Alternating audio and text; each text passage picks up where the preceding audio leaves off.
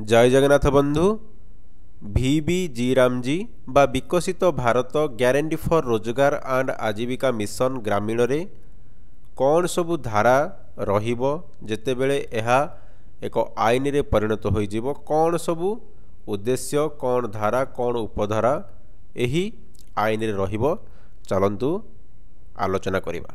देखंतु बंधु VBG रामजी एही योजनार मुख्य उद्देश्य रहिबो जातीय लक्ष्य विकसित भारत 2047 सहित ग्रामीण विकास ढांचा को सुसंगत करिबा।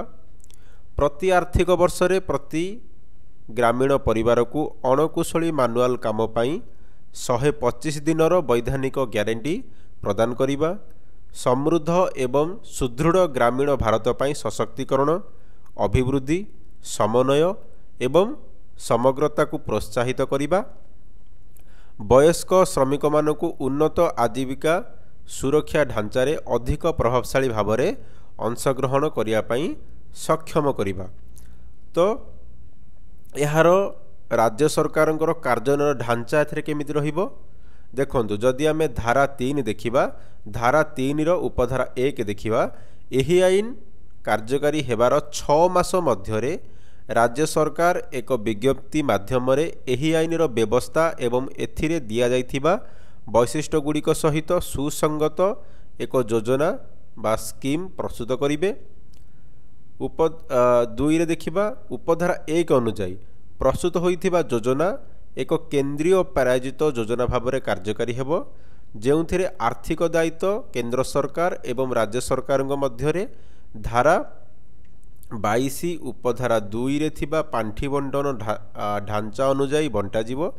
एथिरे उत्तर पूर्वांचल एवं हिमालय राज्य पाई केंद्र सरकार वर्धित अंश अंतर्भुक्त हेबो एवं राज्य सरकार तांको आवंटित अंश ठारू अधिक हेउथिबा व्ययभार बहन करिया पाई दायी रहिबे।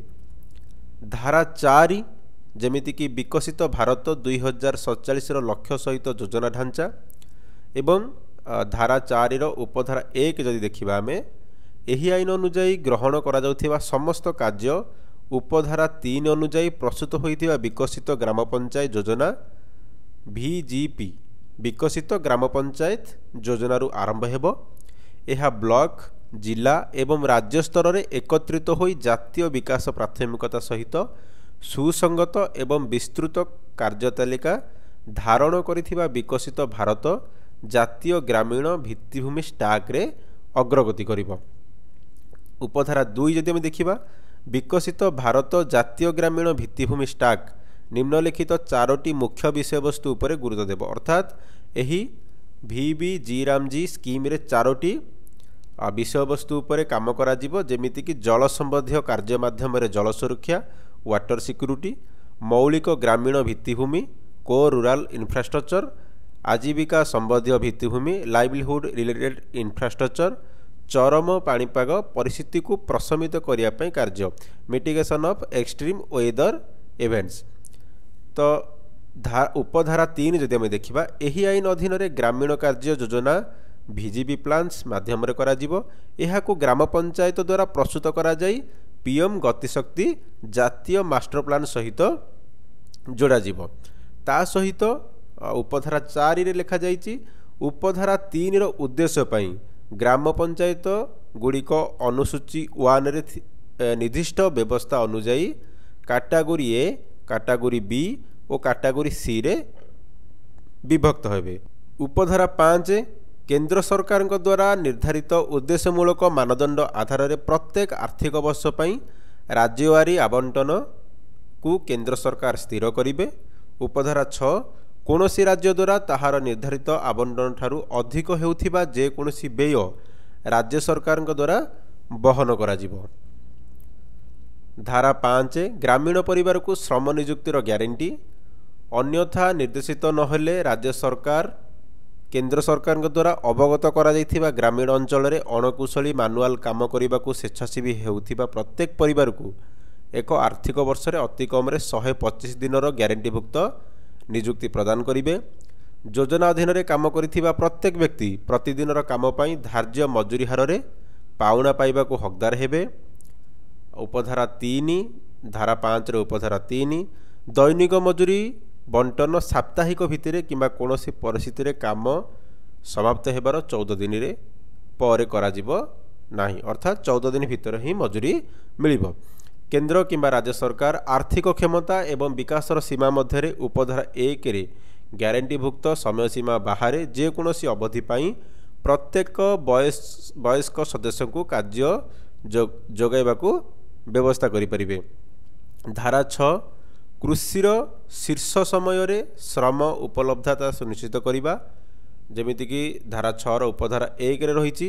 एही आईन रे किंबा एहा अधीन रे प्रस्तुत नियम गुड़िकर कोनोसी व्यवस्था थिले मध्य कृषिर शीर्ष समय रे पर्याप्त श्रम उपलब्धता सुनिश्चित करिया पई उपधारा 2 अनुଯାयी विज्ञप्ति जारी करा जायथिबा शीर्ष समय रे कोनोसी कार्य आरंभ किंबा कार्यकारी करा जिवो नाही। उपधारा 2 राज्य सरकार एक आर्थिक वर्ष रे मोट 60 दिनर एक समय सीमा को अग्रिम विज्ञप्ति करिवे, जहा बुणिबा एवं अमलर शीर्ष कृषि समय को अंतर्भुक्त करिवो। एही समय रे एही आईन अधीन रे कोनोसी कार्य करा जिवो नाही। धारा 6 उपधारा 3 कृषि जलवायु अंचल स्थानीय कृषि कार्यधारा किंबा अन्यान्य प्रासंगिक कारक उपरे आधार करी राज्य सरकार जिला ब्लॉक किंबा ग्राम पंचायत समेत राज्यर विभिन्न अंचल पई स्वतंत्र विज्ञप्ति जारी करि परिबे। एहीपरि प्रत्येक विज्ञप्ति एही आईनर उद्देश्य पई बाध्यतामूलक हब। उपधारा 4 योजना अनुमोदन किंबा कार्यकारी करिया पई दायी समस्त कर्तृपक्ष निश्चित करिवे जे समस्त कार्य केवल विज्ञप्ति प्रकाशित कृषि शीर्ष समयर बाहर कराजिबो। धारा 7 प्राकृतिक विपर्यय समय कोहल व्यवस्था। धारा 7 उपधारा 1 जदि आमे देखिबा एही आईन रे कोनोसी व्यवस्था थिले मध्य राज्य सरकार प्राकृतिक विपर्यय किंबा असाधारण परिस्थिति समय रे स्वतंत्र कार्यान्वयन कोहलता पई केंद्र सरकार को सुपारिश करि परिबे।